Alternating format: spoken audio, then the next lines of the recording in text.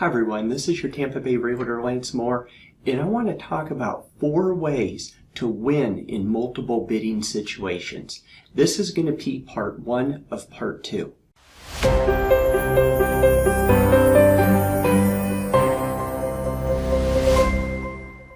Alright, so everybody knows pretty much around Tampa Bay, Florida, and most of the country, there's a lot of multiple bids.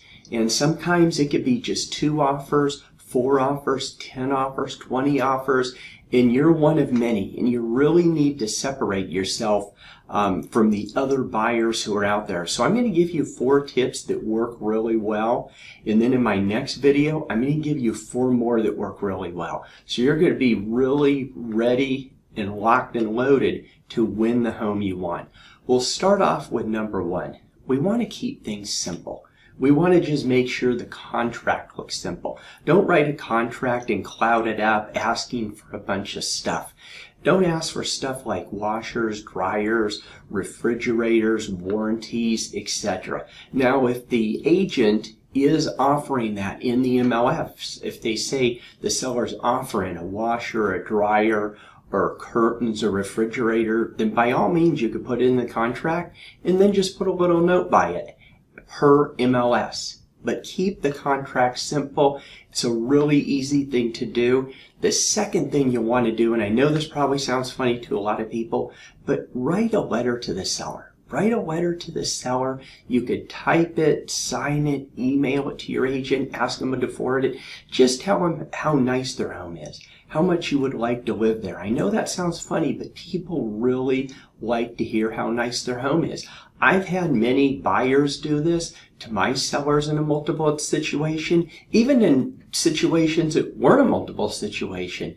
And sellers love it. They really think a lot of it. So definitely do it. It's not going to take you more than 5 minutes. The third thing you need to do is put down more earnest money. A lot of times people, at least in our area, in Tampa, it's always considered you put down 1% rounded down. So maybe the home's $350,000 and you put down $3,000, or maybe you'll want to put down $2,000 or $2,500. Try going up. And I'll give you an example of what I did. When my wife and I were buying our home, I put down $10,000 earnest money. My wife said, "Why in the world would you put down so much?" And I said, "Because I want this home. I want them to know I want this home. I don't want any misunderstandings about that." I said, "Look, I have my financing contingency that will back me up. I have the inspection contingency that will back me up. I have the appraisal contingency that will back me up. And if you don't have financing, then put an appraisal contingency in there. Put something in there if you think you need that.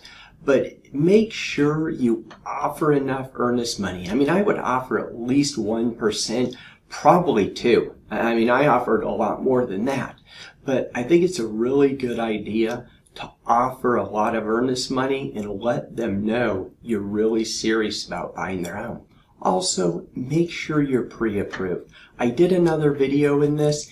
You could go in and you could be pre-qualified, but being pre-approved, to be able to be an agent and be in a situation like this and say, my seller and my buyer is already approved for the mortgage. They've already ran their credit report. They already verified their income. They already verified their employment. They're pretty much a cash buyer, and they will close on your home.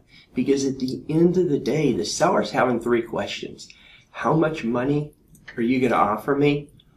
Are you approved to buy my home? And do you really want to buy my home? Those are the 3 questions they have. You need to make sure they're very clear about your answers and all that. And if you like this video, leave me a comment. And I know you probably know a lot of people out there looking at buying homes, selling homes. Refer my YouTube videos. Refer one of my videos, my YouTube channel. I do this because I want to help people. And I know it helps a lot of people out there. So feel free to pass my information on. Leave comments below. Give me a call if you're in the Tampa Bay area.